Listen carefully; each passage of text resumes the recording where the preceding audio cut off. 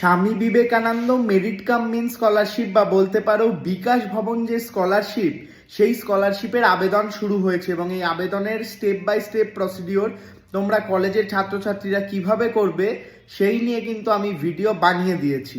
এখানে দাঁড়িয়ে এটা মার্চ মাসের মধ্য সপ্তাহ বলতে পারো। অনেক ছাত্রছাত্রীদের মনের মধ্যে প্রশ্ন যে স্যার এই স্কলারশিপ কতদিন আবেদন করা যাবে, এবং এই যে আবেদন এটা তো আর 2026 সালের আবেদন নয়, এটা 2025 সালের আবেদন।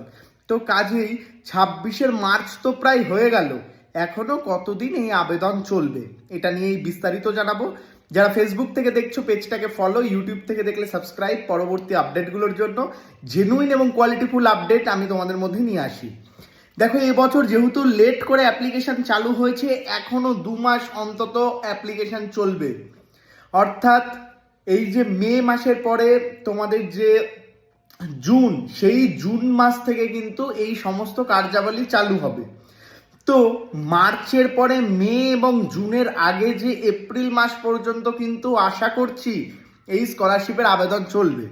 2 মাস যেটা বলছি চলবে সেটা হচ্ছে এই মার্চ মাসটা পুরো চলবে, এপ্রিল পুরো চলবে, মের কিছুদিন চলবে, এবং এই মের পরে কিন্তু জুন থেকে এই কাজগুলো চালু হবে। স্কলারশিপের অ্যাপ্রুভাল করা, তারপরে তোমাদের টাকা ঢোকার এই প্রসিডিওরগুলো কিন্তু চলবে আমার যেটা মনে হচ্ছে। আবার কিন্তু এটাও খটকা থাকতে পারে, ভোটের জন্য কিন্তু ওটা পিছিয়ে যেতে পারে।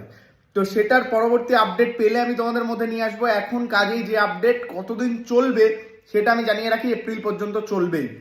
নিঃসন্দেহে আবেদন করো, এবং যাদের সব কিছু রেডি রয়েছে তারা যত তাড়াতাড়ি পারো আবেদনটা কমপ্লিট করে নাও, না হলে কিন্তু সমস্যার মুখে পড়বে।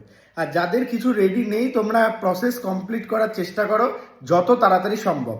ভিডিওটিতে লাইক করো, ভালো থাকো, সুস্থ থাকো, সাবস্ক্রাইব করে নিও পরবর্তী আপডেটগুলো পাওয়ার জন্য।